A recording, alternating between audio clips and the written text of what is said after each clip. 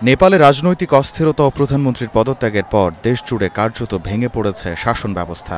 প্রধানমন্ত্রী কেপি শর্মা ওলি পদত্যাগ করার পরপরই নতুন করে ছড়িয়ে পড়ে সহিংসতা। এই সুযোগে বিভিন্ন অঞ্চলে কারাগার ভেঙে কয়েদিদের পালিয়ে যাওয়া, সংশোধনাগারে রক্তক্ষয়ী সংঘর্ষ এবং লুটপাটের ঘটনা ঘটেছে। সেনাবাহিনী মাঠে নামার পর পরিস্থিতি কিছুটা নিয়ন্ত্রণে এলেও বিচ্ছিন্নভাবে অরাজকতার খবর মিলছে। মঙ্গলবার রাতে বাঙ্কের ৯ অবস্থায় একটি কিশোর সংশোধনাগারে ভয়াবহ সংঘর্ষে ৫ বন্দী নিহত হয়। পুলিশ জানায়, নিহতদের মাথায় গুরুতর আঘাত ছিল এবং হাসপাতালে আনার পরই তাদের মৃত ঘোষণা করা হয়।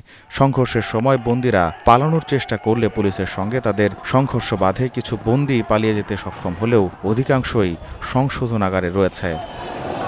এদিকে একই রাতে দেশের বিভিন্ন অঞ্চলে একাধিক কারাগারে সংঘবদ্ধ হামলা ও জেল ভাঙার ঘটনা ঘটে। রাউটাহাটের গোর কারাগার থেকে ২৯১ বন্দীর মধ্যে ২৩৩ জনই পালিয়ে যায়। পরে ৩৪ জনকে অবশ্য আটক করা হয়েছে, বাকিদের খোঁজে অভিযান চলছে। পারসার বীরগঞ্জের বীরতা কারাগার থেকেও পালানোর চেষ্টা হয়েছে। মাকাওয়ানপুরের ভীমফিদি আঞ্চলিক কারাগারে মধ্যরাতে ৩টি গেট ভেঙে পালিয়ে যায় বন্দীরা। ২৬০ জন পালিয়ে গেলেও এর মধ্যে প্রায় ২৩৫ জনকে ফের আটক করা হয়েছে। সবচেয়ে বড় আকারের হামলা হয়েছে মাহত্তরের জলেশ্বর কারাগারে। সন্ধ্যা ৭টার দিকে প্রায় ৫০০ বিক্ষোভকারী লাঠিসোঁটা নিয়ে কারাগারে হামলা চালায়। ভেতরে থাকা বন্দীরাও রান্নার কাঠ দিয়ে দেয়াল ভাঙতে সহায়তা করে। এতে অন্তত ৫ শতাধিক কয়েদি পালিয়ে যায়। পুলিশের সংখ্যা কম থাকায় তারা কিছুই করতে পারেনি বলে জানিয়েছেন স্থানীয় পুলিশ সুপার হেরাম শর্মা। পরে ওই এলাকায় কারফিউ জারি করা হয়। এছাড়া ললিতপুরের নক্কু কারাগারে সহিংস বিক্ষোভের মুখে সব কয়েদিকে মুক্ত করে দেয়া হয়।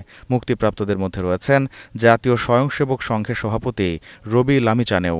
একই সাথে ঝুমকা, পাথারি ও উর্লাবাড়ি আটক কেন্দ্র থেকেও বন্দীরা পালিয়ে গেছেন। এদিকে রাজধানী কাঠমান্ডু ও ভক্তপুরের বিভিন্ন এলাকায় সুপারমার্কেট ও বাণিজ্যিক স্থাপনায় হামলা ও লুটপাট চালিয়েছে দুষ্কৃতিকারীরা। এসব ঘটনায় জড়িত থাকার অভিযোগে ২১ জনকে আটক করেছে সেনাবাহিনী। সরকার পতনের পর পার্লামেন্ট, আদালত সহ বিভিন্ন সরকারি ভবনে হামলা এবং প্রশাসনের ব্যর্থতায় নেপাল এখন এক গভীর সংকটে। সাধারণ নেপালিরা এসব অরাজকতার জন্য সরাসরি জেনজি আন্দোলনকারীদের দায়ী করতে নারাজ। তাদের মতে, প্রকৃত বিক্ষোভকারীরা এসব সহিংসতায় জড়িত নয়, বরং অপরাধীরা অস্থিরতা ও নিরাপত্তাহীনতার সুযোগ নিয়ে এসব অপকর্ম চালাচ্ছে। Kibria, star news.